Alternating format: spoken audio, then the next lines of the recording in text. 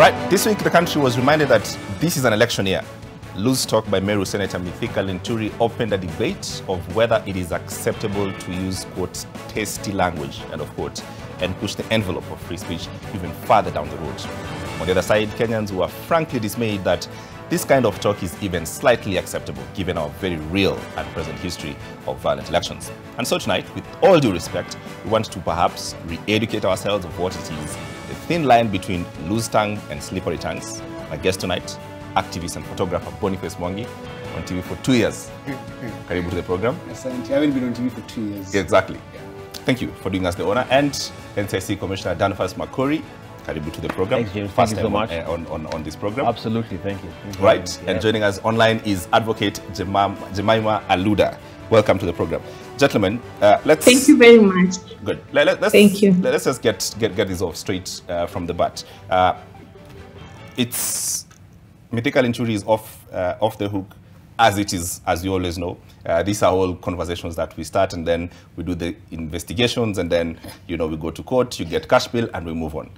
Off the hook. Let's just agree. James, how is off the hook? That's due process. That's the law of the country. That's due process. That's due process. I mean, he's entitled to that. I mean, you cannot deny him bail. It's the law of the country. It's a due process. It's not a good thing. People say it, but if it was you or anybody else, you will be want to be given that chance and opportunity. It's a due process. But I can guarantee he's not off the hook. He's not off the hook. I want to come back there. Yes. So how long? What's the annual budget for NLC? 480 million. 480 million for the last 10 years. Have you ever secured a single conviction? One conviction in 10 years. Yeah. So 480 times 10 is about 4.8 billion shillings for one conviction. But that's our is not convict. No, you're a useless institution. But our is not to convict. No, hold on. What do you think? That's not our job. Our job is not to convict. The truth is, they'll tell you that the day Linturi spoke those words, they didn't have an investigator in the audience. They'll tell you they didn't have a single witness. So I know of a case about 7-8 years ago of a young journalist who recorded Joshua Kutuni and others saying very hateful things. The matter went to court, and the journalist was threatened. And he was told, we'll rape your mother and kill her if you testify. The problem you have investigators on the payroll, you have people supposed to record these hate speeches, yes, but they never do that. They do that. So you have to rely on the media house, because for 10 years, not a single conviction. But for 80 million shillings. Hang on. We're not the DPP. No, but is not to but how many cases have you taken to court? Gentlemen, 453. And one conviction. You should be disbanded. Right, gentlemen. That's our job. Nothing. Hang on. I think he needs to be educated upon the law. All right. No, I have to get advocates. Because people wake up every day. Yes. Separation of powers. My problem is that you have a lot of hateful politicians. This country, 1,103 people died in 2007-2008. Yes. And that's why NLC, the commission was born, right? Yes. And it was born to avoid such things. But that hasn't happened. Because you're a toothless dog. I hear you. Hang on. That is highly paid. Let me get Jemima. Let me get the advocate. Okay. So that we have a reasonable debate, gentlemen. Okay. All right? Sure. Okay. Jemima, you're the advocate. You're the advocate in the house. Please help us sort out this mess that you started with. Help us. Where is the problem? Indeed, we've had very few convictions, but we've also had so many cases where we've resolved out of court through conciliation. And so the fact that we're looking at convictions, that is the problem that we have in this country, that people are just thinking about conviction, but not looking at cohesion, conciliation, whereby you are bringing the parties together. So I know that we've had cases of conciliation, like the case of Ngunjiri in Nakuru and Makori in Mombasa. Yes. And so instead of sending them to jail, the most important thing was to go back into the rallies and talk to the communities and preach peace. So that is the point that I think. The position, Jemima, let me understand. The position is that we focus more on the cohesion than to send people to jail. Is that exactly? And That is the main thing. And even now, we are focusing more on alternatives to court, alternatives justice system, alternatives to court. That's even what the Chief Justice is emphasizing on, rather than sending people to jail. Because sending people to jail is not the solution to the problems that Kenyans are facing. They jail poor people every day. All right. This is no, it's ridiculous. No, Can I say something? No. Yes. You've already said something. Okay, go ahead. Yeah. You see, the reason I think we need to be clear, and Boni, I think you know better, and you know better, Boni. Maybe I don't. No, you do. Okay, let me school you. Yes. And here's the issue. Yes. James, there's something called separation of powers. We do not prosecute. Our work is to investigate. Okay, and by the way, people forget we have 17 mandates, out of which only one is hate speech. Our main work is peace building, is reconciliation. You understand? That's our main work. So out of 17, this is a specific issue now which Boni is talking about. Okay? On the hate speech specifically. Yes. Right. Yeah, okay. Yeah. Now, our work is to investigate. We investigate, we arrest, investigate, and forward the cases to the body that is mandated in the Constitution to do the prosecution, the separation of powers. And the judges hear the case. Investigate, right? We also investigate. We have officers. We have DC officers who investigate too. So we collaborate with them depending on what case it is. Right. And then you hand the file to the prosecutor, and he sees if you want to prosecute or not. Okay. After that, as the law is very clear, that's your job to do it. And the judges or the court system he has the cases. So I cannot be the prosecutor and the judge at the same time. So Boni's accusation is misplaced. Number one. Number two, our work is not to be a bulldog. So therefore, we cannot be truthful bulldog because that's not our job, James Smart. All right. Let's be sequential with this, then, Boni. All right. Yes. And on the fact that we know the real consequences of hate speech in this country. Yeah. And allow us to speak, more soberly about that, because people who are watching tonight are wondering, is it a question of how do we moderate ourselves as a country? No, what he's saying in a nutshell is that in this country, if you're very rich and you have money, you can remove your gun in a bar, shoot someone, and walk. The truth is, the politicians are walking around with their mouth, which is like a loaded gun, and they kill every time they open their mouth, but there's no consequence. This country had violence about 15 years ago. No one was jailed for that. This country does not jail politicians. This country does not jail powerful people. The biggest enemy that the Kenyan people have is not malaria, is not HIV, is not COVID, it's politicians. Because politicians say the most careless things, and when they do that, they get away with it. And because they're enabled by the DPP, the DCI, and the judiciary. Every time there's a powerful man being arrested or in court, the DPP will blame the judiciary, blame the DCI, then like you said, the separation of powers. So you have many people to blame.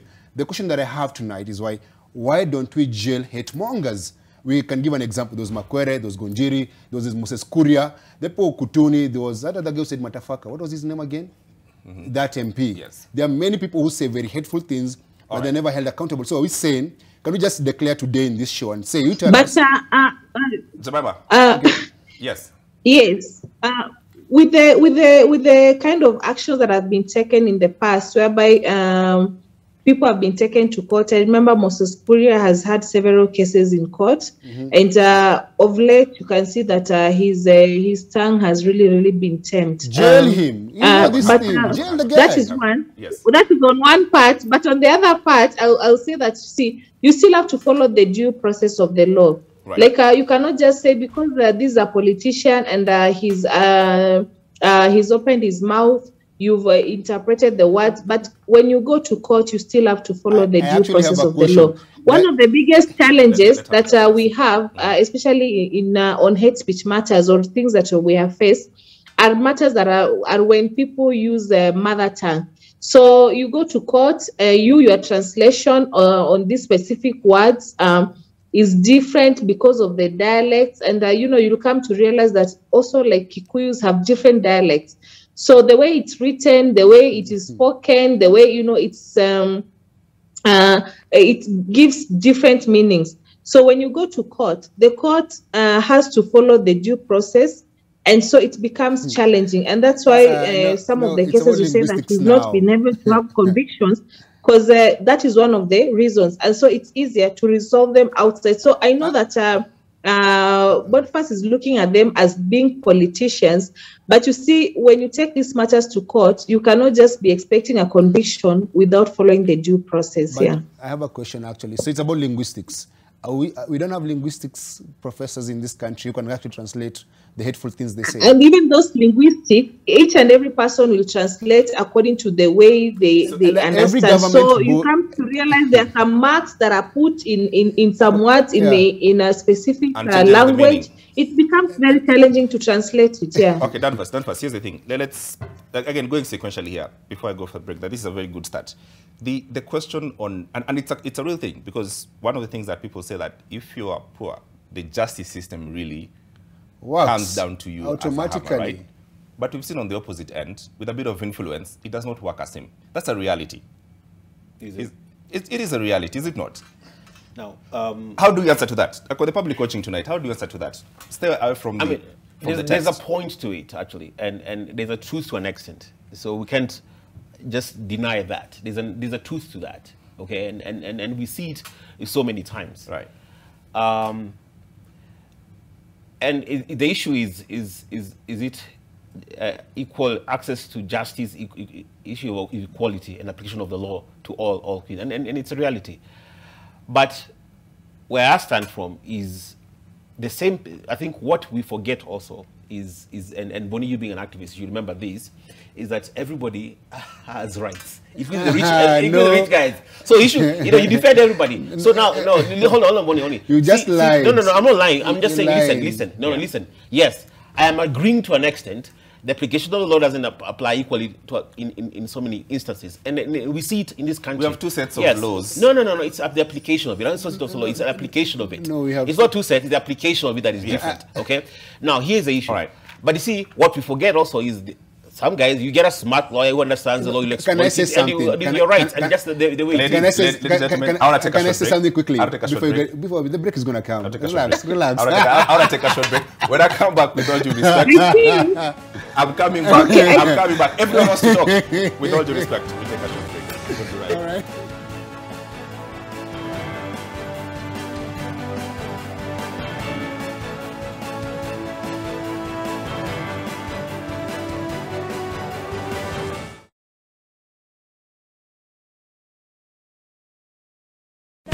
Watu wa Kenya, Christmas has come early on StarTimes. Pay 2 months today and get 2 months of higher bouquet to enjoy the best programs for the ladies this Christmas. StarTimes, your best choice for family entertainment this festive season.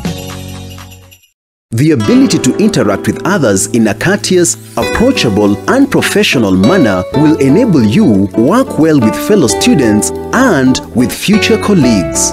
There's always a place where excellence meets professionalism and integrity, where the arts meet the sciences. That place is ZTech University. Apply today for our January 2022 intake. ZTech University. Invent your future. By beating Manchester United in the 2021 Europa League final, Villarreal became the smallest city to ever win a UEFA competition. Juventus demands to always be at the very top. Sarri taking the club there for the 34th time since Serie A was formed in 1929-30.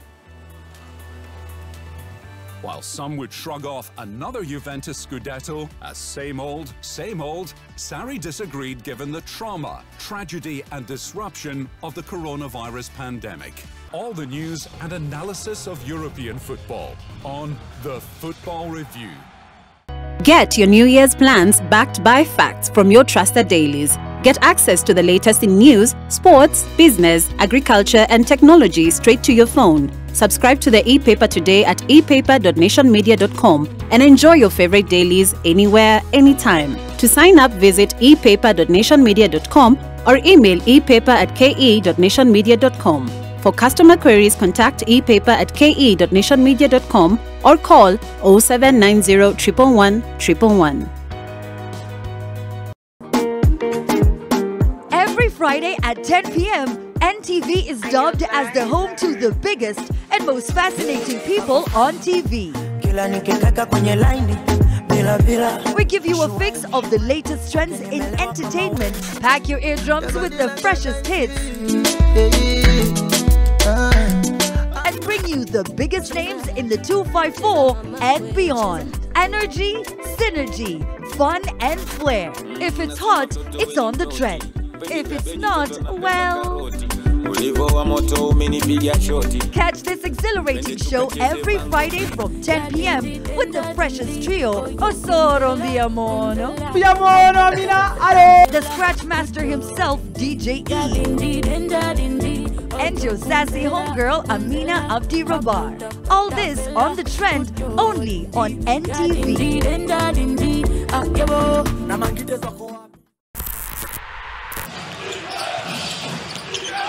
Going for it, a little shove, and one. Giannis Patty bucket and one. 122-116. Here comes Russ again. We'll back up a little bit. Down the middle. Goes LeBron. Throw it down, King. Action, the Nuggets. Once it was Barton, that second time was Chanchar. Nawaba on the other side. Punches it on the Joker. 10 points. 15 points the last 2 games. Oh, does anybody know how to post videos? Well, he and Chris Paul understanding they were going to have to take a step forward in order for the Suns to be able to make a run in this game. Oh! Killian Tilly! Good contest by Freddie. Yes, indeed. Freddie right there. I think he could feel his presence. Went down, right down the lane. On top of Giannis and the foul. Big fella. Hole in the drive, dropped it off to Jalen Smith with the poster on Plumlee. Okay, but in the post, he was, oh, give me that cookie. Oh, this is all Bulls. Little showtime, maybe? Yes, sir. Whoa, flight 8. Jalen was going to get a no-look dime, but Monroe passed it away. And Jalen says, okay, you take away my dime, I'll just get a stuff. Whoa! Hammers over Capella. Call your mama, tell her you coming home. Yeah. In your paper this week, United States, China face off in Horn of Africa. The two rivals have opened new war fronts by appointing special envoys to the region. News: Somali Prime Minister Hussein Robo adds new voices to talks on the general election. News: Uganda drops mandatory COVID-19 tests for truckers. Plus our opinion leaders. Wounds of the Cold War are still fresh. Africa can't afford a sequel. Hippolyte, Fofase, get set for great escapes that will erase bad memories of 2021. Charles Onyango Obo. For this and more stories, get your copy of the East African.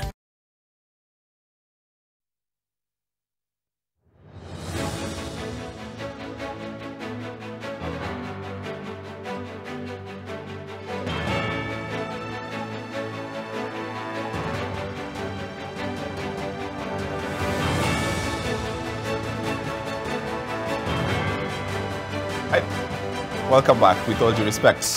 Question of hate speech, loose tongue or slippery tongue, or just free speech? And about it, in studio we have activist and photographer Boniface Mwangi, NCC Commissioner Danvas, Makori, and joining us live is Jemima Aludah, the advocate in the room, keeping us all in shape. Now, gentlemen, before we left, and we left at a very good point on the question of access to justice for both, people of means and people of influence.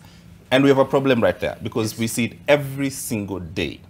Someone who steals a chicken gets 10 years, 5 years in jail. Someone who steals billions gets to get to pay a cash bill. True. We see it there. Danvas. That's why I begin by saying there's a truth to it. And it's very sad. It's not even just about the poor. It's about even marginalized people. So I'm going to give you stats that are going to shock you, so they can understand it's a real issue and how we are going about it, okay? In the county of Marsabit, we've had, in the past 2 years, 150 people who have died. Last month, 10, and the month, 24 people. Not even a single conviction, even a single, I think only one prosecution, not even a single conviction. People who murder people, actually they're terrorists who murder people, walk on the streets. They are known, they are seen. They're arrested today, released tomorrow. Okay. Now, what that it does in these regions in northern Kenya, not just Marsabit, Samburu, is it creates that cycle of violence. Okay, because they're given up on justice. So they take the law into their hands. That's why there's always revenge killings all the time. So it's a real, that's what I'm saying, to me, it's a real thing. Now we can debate all we want, but it's a reality on the ground. The access is reality because it affects cohesion and peace. You know, can't you talk about Mandera Wajir? We see it every time. So that's why you see the cyclic violence in Kapedo, in Baragoi, because they've given up on justice. So it's true. I agree because we face it. I see it every single day. Right. I've talked to mothers and fathers who've lost their children, and they know the perpetrator. They can see it. And it's heartbreaking. It's a reality. All right. Jemima, you're the advocate, and you can help us here. You've spoken about alternative justice and that sort of thing, and still the same question abounds. When you don't have means, cases seem to go for you really, really left. Like very quickly you'll get jailed. But when you have means, or some sort of access or some sort of power, things seem to, the law starts becoming a bit serious. Start having problems with investigations, just problems with this part of the law. You all of a sudden have rights. How do we fix that? Okay, for me, I'll say that also the standards are a little, the way we judge the so-called people with means is also harshly. We've already convicted them just because he's somebody who is rich or is a politician or is somebody influential. So whenever they do something small, already we've judged them and we've convicted them even before they go through the due process of the law. That is on one hand. Number two, just because you're dealing with a politician, the media will always will have more media houses or people or publicity, and so because of this publicity, even if they're granted, when they're granted bail, will always say, "Oh, because he's a politician, we've granted him bail." But the question is, how many other Kenyans who are on the the so-called law level get bail each and every day? There are so many, but we don't. We don't publicize it just they can't pay it. Yeah. So yeah. The problem is they can't pay it. Can I say something? No, here? they can't pay. No, okay. let me say. Some are even given as little as 1,000, 2,000, but they can't pay. Okay, Jemima. I'll say this. One of the reasons why Kenya is so messed up and so like the way Kenya is in such a bad place, you have to blame politicians and their lawyers and the judiciary and the police, because there are two sets of laws in this country. The laws for the rich and the laws for the poor. If you live in Nairobi, you'll understand that the police have hit codes to kill muggers, snatchers, anyone who carries a knife or pickpockets. But the guys who steal billions and carry money from NIOS coffers are never touched. Jemima must protect her bosses, the people who pay her to be here. The truth is, the most educated people in this country are to blame for the mess in this country. And let me justify my statement. The people who get away with murder and stealing of billions are protected by lawyers. The engineers who design the roads that kill us are educated. The doctors who steal medicine from hospitals or allow governors to do that. So here, every time, the moment you get an education, like high-level education, and some money, it's like you feel like you have the license to do anything that you want, because it gives access to wealth. All right. And I beg to differ with you. And the wealth... I beg to differ with you. Can I finish, please? Okay, finish your point. I am sure you must ensure that you don't lose some of the clients who are thieves. Hang on. So, it is important that I say this. No, it's true. We'll sit here... The problem is, today, politicians will hold public rallies across Kenya, no mask and no arrest. But the moment they leave, and they live with their police bodyguards, the people who leave those rallies are arrested at the bus stop, or they are beaten, or they are shot and taken to jail. My point is, this country hates poor people. This country has no place for poor people. If you need a license to murder, a license to rape, a license to loot, just become a politician or become a wealthy lawyer, and you can get away with anything. All right. Danvas, the correct response to this. See, he stated the problem, but there has to be a solution. The solution is... Okay. So I'm going to give you a solution. What is the solution? Because I'm going to give us a solution. You see, it's always easy to point out a problem, okay? And that's what it is. But the question, what are we doing about it? Yeah. One of the mandates of NCAC is to ensure there's equity in all government services, but it's a mandate. That's why I say we have 17 of them, okay? One of them is that. And that is why I stated those facts I stated earlier, is because we work very hard. And we had a meeting last month with the Chief Justice. These are the things we talked about, okay? We raised these issues because I know also we can blame the judiciary also. They're handicapped in terms of numbers, cases, load cases, and so on and so forth. We can blame the DPP. I know the reality, and until you do something, you understand how challenging it is. So the question is, how do we go about it? For example, we're talking about hate speech today, okay? James, do you know for a fact, and you can testify, and Jemima is here, you can even give us that, an average case in this country takes about 4 to 5 years to be heard and determined, okay? We can afford somebody who incited last week for his case to be determined in 5 years, and that's part of the reason we will have so many convictions, because we have 453 cases pending. So what we decided with the Chief Justice is to open 5 special courts in Nairobi, in Mombasa, in Kisumu, in Eldoret, in Nakuru, and to handle only hate speech. So that now when somebody is arrested like they were on Sunday, whether given bail or not, within 3 months you're convicted and you go to prison and you will not run for office. Right. So there is solutions, so and it's hard. Yes, and that's our job as here is to act now and to advocate for people now, the poor people Bonnie is talking about, to make sure they have equal access to justice. And we had this discussion with Chief Justice actually. And you agree. Now, we take that discussion further to Parliament because there's funding issue. Their budget was slashed in half. They'll not fund you. All right. No, but they need to be funded, not us, but the judiciary needs to be funded to open more courts, to get more judges, because that's part of the reality, James. You understand? I agree. Yes. Jemima, so the question here that, I mean, the overall big question is this, the question of trust. Trust on institutions, trust on governments, right? That if we see that certain people, because of access and because of what they have ability to use the law in certain ways, and some of us are unable to access it in that way because perhaps we don't have access to a lawyer, we cannot pay for a lawyer or whatever it is, then clearly we've set 2 sets of laws, whether we like it or not, because we won't trust the judiciary, we're not going to trust NCIC, we're just going to trust institutions because of that. I think when you go to court, one of the things that the court emphasizes, the scales of justice must always balance, and they say that the sword of justice cuts on both sides. So the role of the judiciary and the role of the court is to protect the rights of all citizens, irrespective of their status, their wherever they've come from. It doesn't matter.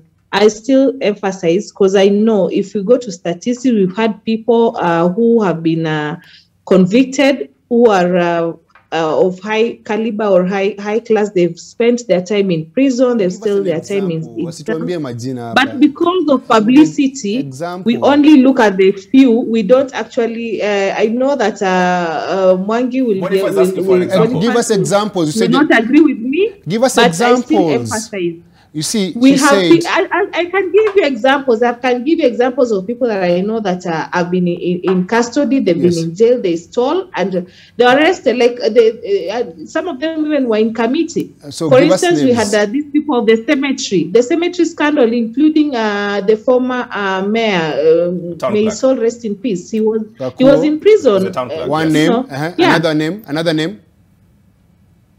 You can't say numbers and give us names. Because let me tell you, she said that the justice must be balanced. No, justice is never balanced. It must lean on one side. Jemima, hang on. Sorry. No, justice can never be balanced. It must lean on one side. Lady Justice is actually not a balanced scale of justice. She must lean on the side of the people who are victims. Right. The problem in this country, sometimes the lawyers and the judiciary give perpetrators more rights than the victims. That is the problem. So she says, how do they do that? How do they do that? Yeah. Number one, prolonged. Number one, I'm coming to you, Jemima. Hang on. So prolonged court cases. Right. He's talked about that, 5 years. Getting a lot of injunctions. We can give a case of Okemo and Gishuru have never been extradited. That has been like over 12 years in court. They get anticipatory bail. You know you have stolen money from the government, then you go to court and say, can I get bail not to get arrested? You should go to court and say why you think. Only in Kenya. There's a lot of foolishness that actually happens. Okay. The other thing actually, our judiciary, our police service, our DPP are extremely corrupt. And there's no one in jail in those ministries or in those government bodies for corruption. For example, so this year investigated 2 judges and allegedly were corrupt, right? when they went to arrest them, the mother come without any evidence was defending the judiciary without knowing that what was going on. The problem is, every time a politician is arrested, they close ranks. A lawyer, they close ranks. Judiciary, they close ranks. Police, they close ranks. The only time there's no one to speak for us is when poor people get affected. No one speaks for us. Okay. When people get shot or arrested without due process, no one speaks for them. But when someone who is powerful or rich is arrested, everyone comes to their defense. People who can speak good English, who are very highly educated. But Boniface, do you know that also the low class people are also the government pays for them legal representation? Which You're government? aware of that? Which government? Okay. This government. Okay. Let me sip my tea. Okay, so here's the thing. Danvas, the question on how the law is applied is a big issue. And we've seen it. We have the first example today, for instance. Both Richard Onyonka and Mithika Linturi have moved to court to claim free speech, for instance, right? We know how that's going. It's going to drag for 5 years or so. Yeah. This matter we might, come up in 2028, to be finally determined, right? Isn't that a problem? And exactly, that's why I said, for me and for us as an institution, where we sit is, there's a problem. What can we do? What can we do? What should we do? There's problems. What I think we should do. Hang on. Let me finish. Let me finish. Make the point. Yes. You see, yes, they can cite all they want, whether it's the rights, which they do have rights, by the way. You first of all, let's not forget that everybody, you hate me when I say this, but you're innocent till proven guilty, everybody. And that's the law of the country. So, hold on. Let me finish so I can answer him. Let me finish. James, here's the thing. And that is why for us as an institution, in our work, we lobby, we push, guys. We can point a problem, a finger to the judiciary. When you go to them, when we engage with them, they say, listen, these are the cases we have, these are the judges we have. So who funds them? You go to parliament. You go, hey, you guys give money to these guys. So at the end of the day, it's a complex problem. It's not just, sometimes we oversimplify the issue. In our role as the commission is to make sure we unlock all these bottlenecks. If there's a problem here, we fix it. If there's a problem with the DPP, we fix it. I've had meetings with them. I've meetings with the judiciary. We've had meetings with parliamentarians, with the executive. That's our role. And it's a hard thing. So let me ask you. We debate here, but it's a really hard thing to push for reform, to push for change, so that now there's equal justice to the poor. Those people Boni's talking about, we fight for them because we work with them. They're the ones who are in conflict all the time.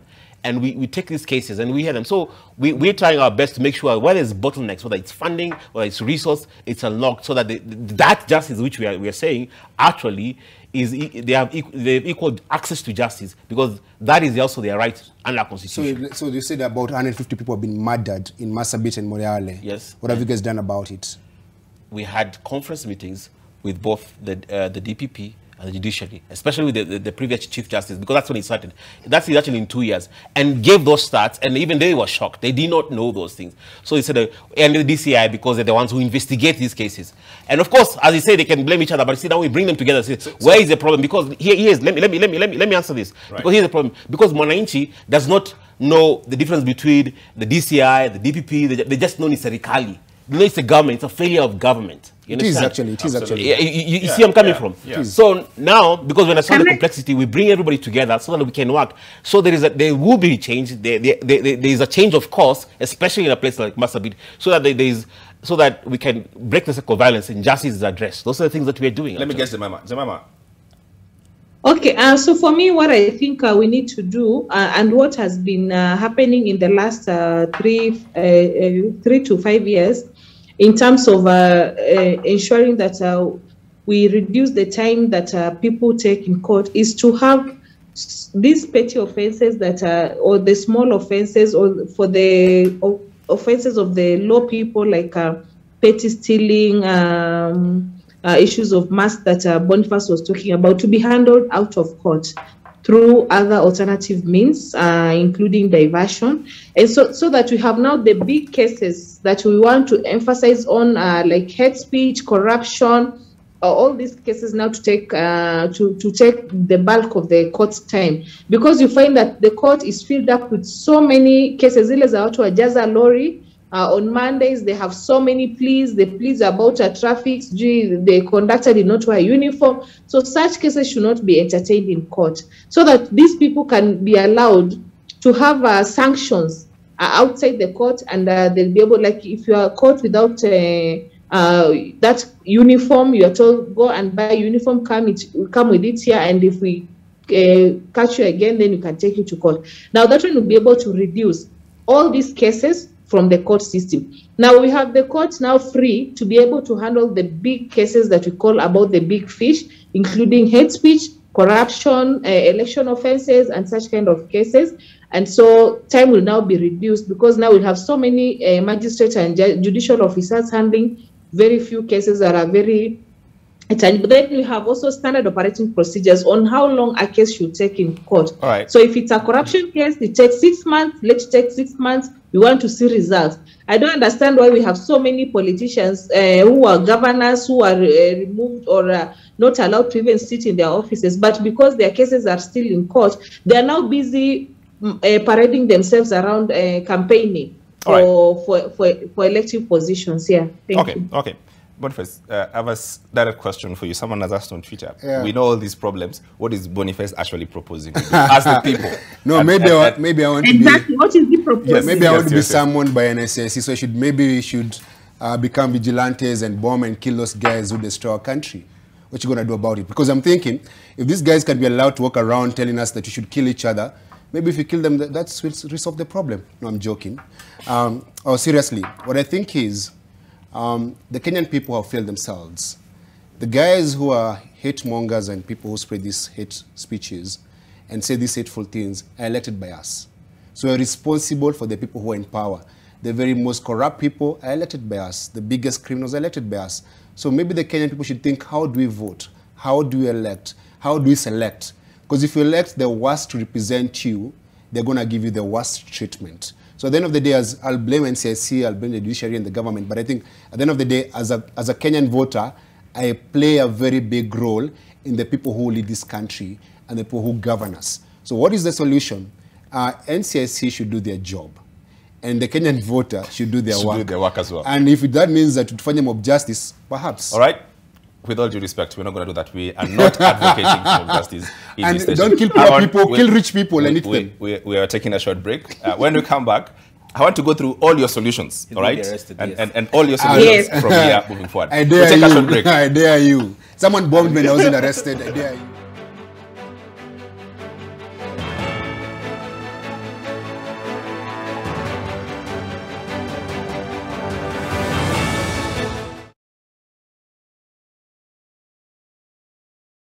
Everyone is asking me how to make it big. Sometimes you need to step back, focus, and find your own power. Like using my skills? Yeah, man. Like focusing on what makes you unique. Using my skills and playing smart. Yeah, that's right. Opportunity can be in front of you.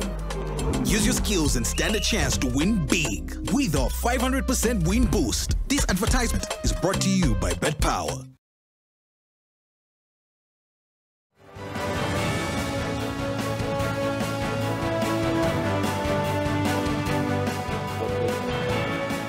All right, welcome back. Part 4, solutions, which Boniface obviously loves because he has practical solutions. He told me of practical solutions before the program. But let me start with Danvas. We've got to the point whereby we think we've crystallized our problems, right, in this country, and we know that we always somehow get the worst of us through the ballot. You know, they're the ones who will be the most noisy, the ones who have cases of corruption. That's a questionable character and personality. How do we start getting ourselves, as the Kenyan voters first, because institutions only survive perhaps unless the Kenyan people individually decide to do something? So I'll start where Bonnie stopped and where you're intimating. You see, just the other day, I think a couple of months ago, the CEO of EACC, Twalib, said this in Mombasa and he got a lot of flack. He said that the EACC is not say powerless, cannot stop these corrupt leaders from running, okay? Because first of all, by law, you have your case has to be hard determined and you have exhausted your appeals, therefore you're barred from running. And he put a responsibility, which is critical, to the Kenyan voters. What Kenyans have not done is have a genuine introspection on who they are. And that's where the solution begins with, because, James, here's the thing, and the reality is, good people cannot elect bad leaders. neither bad leaders can elect good people. And that's a fact. So, in as much as Boniface says we should elect good leaders, what if we are not good ourselves as a country? It's a reflection, the impunity we have. You know, we blame them. Look at our roads, the impunity, the borders, the matatus, how we drive, everything we do. Impunity is rampant everywhere. It's our soul. So we begin in ourselves, because unless we acknowledge, James, you go to the hospital when you think something is wrong with you. Now, Kenyans will blame everybody apart from ourselves. Yeah. We don't take the responsibility. You know what? Yeah, it's actually me. So we begin with that. And that will really help now as we move forward, because now you can genuinely hold institutions accountable, because then you'll have the right people appointed through the right process to lead these institutions. Right. Then you elect the right people to represent you, because the people who we're talking about, those who don't have access to justice, you know, somebody represents them, but the person who represents them doesn't give 2 cents about them. And that's the truth. But if you get right people, they'll advocate for them, they will fight for them. You understand? Now, then it comes to institutional reforms, which will take time. Last on leadership, and let me just boil down because of time. History has proven, James, that no single people can never rise above their leaders. We rise and fall on leadership, and it's simple as that. True. You understand? No nation has gone above their leaders. You understand? We have a leadership crisis in this country. And as much as there's soul searching within the people, I believe we get the right leader, and in terms of election process, we elect the right people. They can literally reform this country. We've seen it in our generation, in this world. Countries that have changed all around just need to get the right person.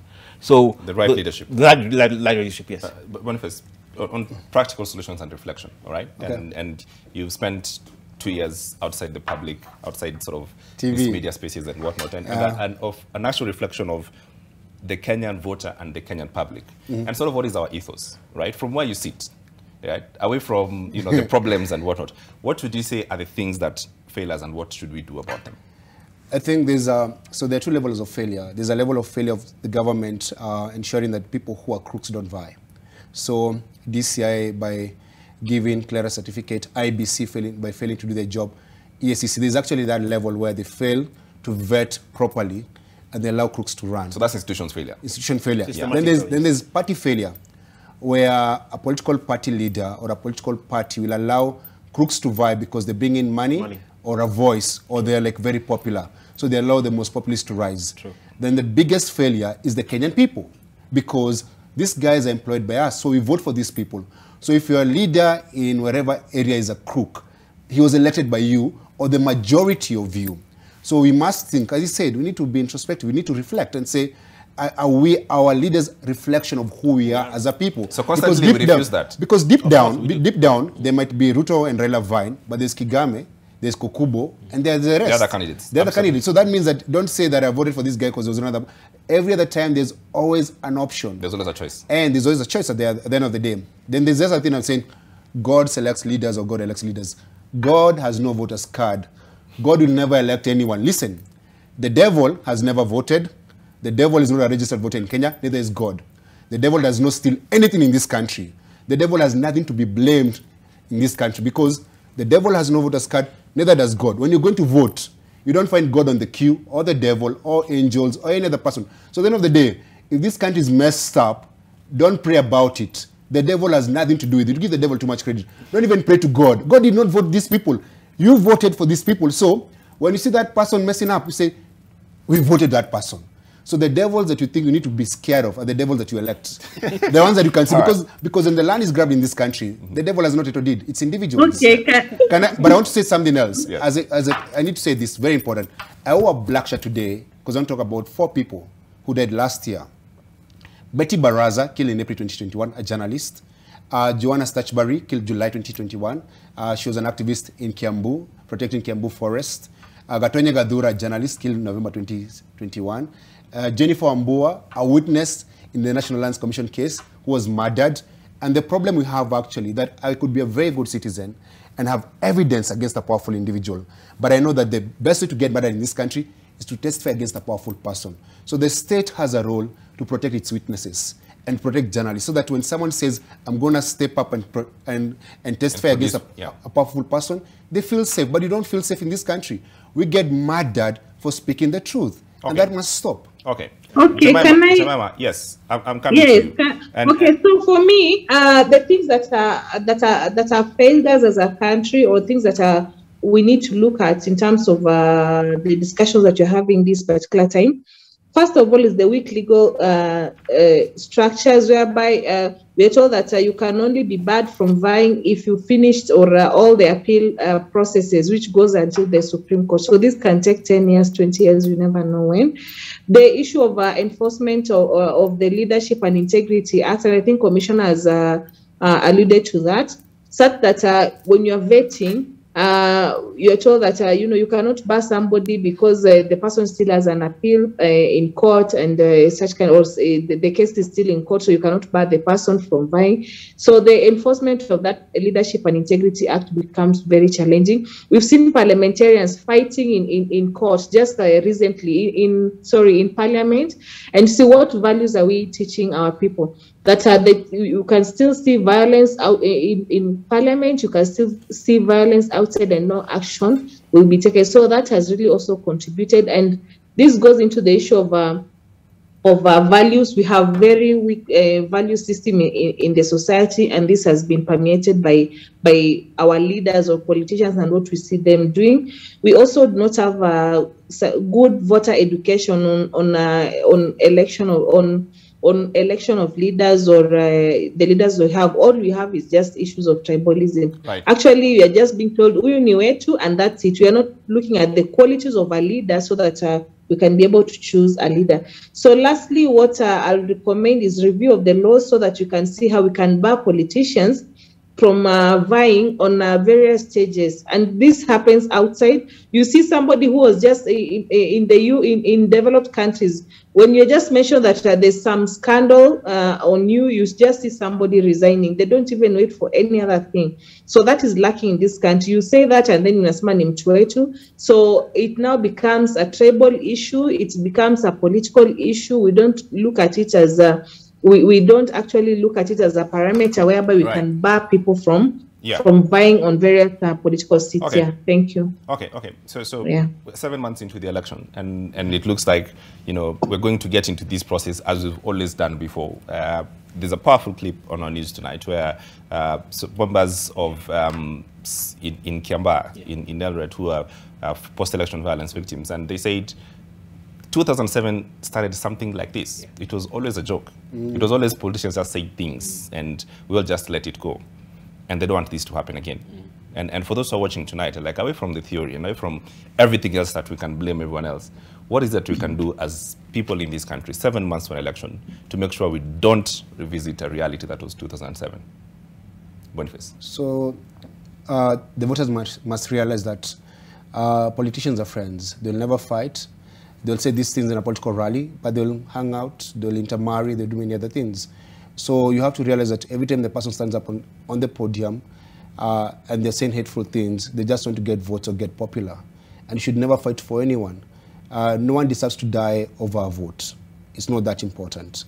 And so the communities where there's likely to be violence, they must come together and say, and rally around and say, they say no to tribalism, they say no to violence, they say no to this madoa-doa talk. Incitement, because if they fail to do that, they'll be incited. The other thing, actually, there must be a mechanism to report the spread of hate speech on the ground, because these same politicians have campaign managers and people who say these things. So the law must be seen to work. And there must be a way to find that anyone who says these things is removed from the community in a legal way and taken through a due process. The idea that you're guilty until proven rich should stop, because that means that rich people will never be guilty. Absolutely. All right. Ivan. In 2019, December, NCAC launched something called the Roadmap to Peaceful Election, Election Bila Noma. And what we did, we studied the root causes of election violence, especially. We had 6 of them. Those are politicians. No. I don't and I'll come to that. And I'll just say 3 to answer you on the 7 months to election. The first one was what we actually talking about this whole time: lack of trust. Lack of trust in institution, the government, and between communities. Communities don't trust one another, and people just don't trust the government. It is and government institutions, with the IEBC, whether it's us, name it, and that's the reality. The second was a subculture of violence, whereby dissent is expressed by violence. You understand? And the third one was what I'm going to point out is selfish politicians. Yeah. Okay? Politicians who put self-interest in front of national interest. So I'm going to speak to the politicians right now. And I'm going to say this. This country is bigger than you and your party. Okay? Whatever party you belong to, it does not matter. You cannot fight for your party more than you fight for your country. And that's the problem we have. The partisan politics we have, the vitriol that we see, it's a zero-sum game. It is winner takes all, and you win it at all cost. Why? Because I am bigger than the country. My party is bigger than the country. You understand? But if we put country first, and I'm speaking to the politicians right now, if we put country first, national interests, the nation, the people, then what we are seeing, this drama we are saying, we will not repeat it again. Because if you put people first, then at one point you say, you know what, I am not inside. I will not start. I will draw a line somewhere because the country is bigger than I am. My party is bigger than the country is bigger than the party itself. What we saw this weekend and other rallies, not just so, is because it's my interest, it's my party's selfish interest. And that's what I address. If they put the country first, in the next 7 months, we will not hear what we just had this weekend. Number two, we will not. Those people that I'm glad you played that clip. What you know, with Bonnie, I spent a lot of time. We spent 2 years in Wasingishu, in Moro, in Joro. I spent 2 years with both perpetrators and the victims to reconcile them. Because first of all, by the way, this country has never healed from 07, Bonnie. That's true. And you know that. Yeah. We never had a genuine healing. That is true. We stood up under the rag. Yeah. You understand? So in a micro sense, we try to do that. And it is heartbreaking. You hear heartbreaking stories. And for me, this is real. It's not just theoretical. That's arguing and debating. But the question, yes. Can there be reconciliation without justice? To an extent, no. There you go. Okay. Yeah. Jemima, yeah. I want to okay, can I comment also? Yes. So for me, what I want us to see, first of all, Kenyans should know that politicians pretend to be enemies during the day, but at night they sit together and eat together. And we've seen that.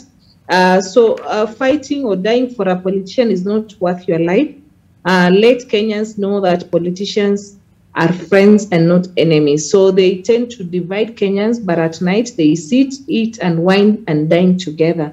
That is one. What I'll propose is let institutions that are mandated to ensure that we have peace in this country, and that is the NCIC, Kenya National Commission on Human Rights, the DCI, EACC, ODPP, IEBC, the political parties, let them all come together, speak one voice, and work together for the benefit of all Kenyans, so that we have a seamless investigation, seamless prosecution of cases, and ensure that politicians who are inciting Kenyans and who are making utterances that are towards hate speech can be able to be put into account, or who are bringing electoral violence, because it's so painful to have seen so many people who have died, and the people they are dying for are busy going on with their lives, in fact moving from one part of this country with choppers and hammers and such kind of things, yet people have lost their lives.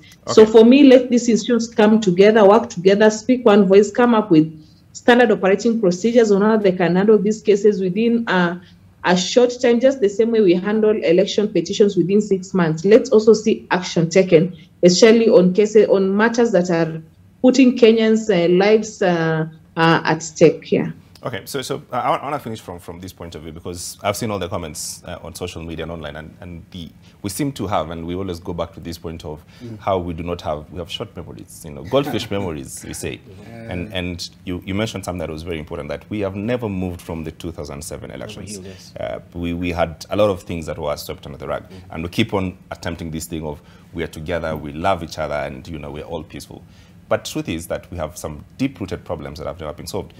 To help us to reflect as we wind down the 2007-2008 question, how do we, in this election as we move on, how do we start instilling this, like the stories we've seen and the narratives that we've seen, the deep narratives that keep on pushing politicians and pushing our politics? How do we make sure that these things are not part of our conversations? If you could just mention a thing or two from your work in 2007, 2008 cases. Two things we're doing as part of what we call a strategic intervention and transformative action based on the challenges we face. Number one is we decided to engage as Bonnie says, the problem is the politicians, their problem themselves. So we have one-on-ones behind the scenes a lot of times with them. And the reality is, James, sometimes we can blame the politicians en masse, but it's usually just a few of them who are problematic. You understand? A good number of them actually are really cool people, work hard in their communities to bring peace.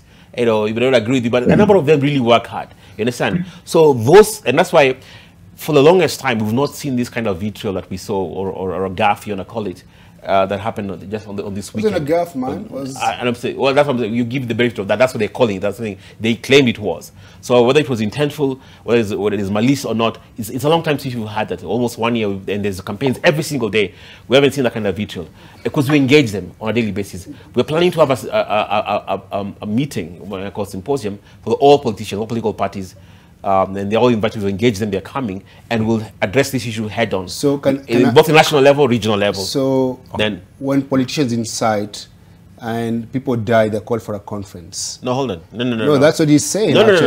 He's asking for a solution. No. Bonnie, he was asking. He was asking, what are you doing? Because how do you engage murderers and rapists in a reconciliation conversation? Because these guys know very well nothing will happen to them. Because these guys will ask them, oh, why don't you apologize? And then this thing will go away. And the other thing, the media is to blame, because this same politician who has said very hateful things will be on a TV show next week. Not on this TV show. But he'll be on a TV station like this one, in this country. So someone say very hateful things, and you still give him a platform. Why don't you give blackout to hateful people? All right. There was a terrorist attack in the New Church in Australia. And that New Zealand, yeah. That perpetrator is unknown. They did not give him a name, no newspaper story, no media story. They said your name will be forgotten. The people who incite in this country should be given the same blackout. Those guys can't be elected without the media. So if you guys give them a blackout, they'll cease to exist per se in that Kenyan psyche. That's a good practical point of view. And lastly, yes. So just a quick point I was finishing. Hang on, Jemima. Another key thing, I think there's some words, certain words that were mainly uttered in 2007. And if somebody hears these words being uttered, it gives them those memories. I think the NCIC should be able to gazette certain terminologies, and words. And so that if somebody uses these words, then it amounts to an offense. Okay. And I think I agree with Boniface. If you utter such kind of words, then you're given a blackout, and you're given a blackout from media for some time. Because when you also publicize them, then it's like we're also making them heroes. Yet we know very well that they're the ones who are causing disharmony in the country. Okay, and I need absolute final words. And again, we're looking for point of reflection as I finish. Point of reflection, for me, having spent a lot of time on the ground, Minikowa ground, in this region, the hotspots, what you call the hotspots, I've seen the reality of the devastation. But I'm also hopeful, and that's something the point of reflection. And this is doom and gloom, but also very hopeful. Listening to the people in these regions that there was the real hotspot, especially it was Singishu and Eldoret. I think I'm hopeful because I think there's a resilience within these communities to an extent. And I'm hopeful in the sense that because I can tell you they're there on the ground, a lot of people are rejecting that vitriol, that rhetoric. They're actually rejecting, they're refusing because they paid the highest cost. Lives were lost, properties were lost. So for me, there is hope. We've worked extensively, especially in some communities, to build that resilience. So when somebody comes and incite, they reject it because incitement is two ways. It's me saying and you responding to it. So it's them rejecting these guys. And that's what I'm saying. For personally, I'm hopeful, especially in this region of the valley. I don't think we'll see it because these people have learned and they know it for a fact. We can debate here, but then it's a reality because I was spending time with them. I know what they think and so where they're coming from. And I don't think they will, those guys, both those former perpetrators and anybody, they want us to go back there where these guys want us to take us back. All right, Boniface, this is your camera. Talk to Kenyans, the voters, and what they need to do. Because you're 7 months to elections. We are going to be practical. So when people show you their true colors, you must believe them. If someone says those hateful things, believe them, they mean them. Because before you speak, you have to think about it. But at the end of the day, there are people who are trying to become president in this country, or even governors or members of parliament. You should judge them by their fruits. What have they done? What are they saying? How are they saying it? and you ask the political parties, they must have a code of conduct and a code of ethics for their candidates to behave in a particular manner. But at the end of the day, you, the voter, you're the boss. Not the devil, not God. You're the boss, man. You have the voter's card. At the end of the day, you decide who gets elected. Not even the deep state. You decide. So I pray and I hope that you're going to vote wisely and you're going to reject the hate mongers. And to the NCIC, there can be no justice without... No reconciliation without justice. There's no reconciliation without justice. Okay. Punish perpetrators. Don't expect their goodwill that they're going to behave in a particular manner. Punish perpetrators and Kenya will change. The media, to you guys, don't give crooks a platform. Deny them that platform. Absolutely. To the media, you've had that. Do not give a platform to hate mongers. I quite agree with that. Jemima, Aludah, thank you very much for making time. Next time, please come to the studio. It was very heated. We needed you here to help us. Dr. Danvas Makori, thank you very much as well for making time to come to us. And obviously, Boniface Mwangi. Thank you very much for coming and speaking truth to power. Yes. With all due respect. We do this every Tuesday on this station, on this program. Have a good night. Let's do it again next week. Asante. Thank you. Thank you.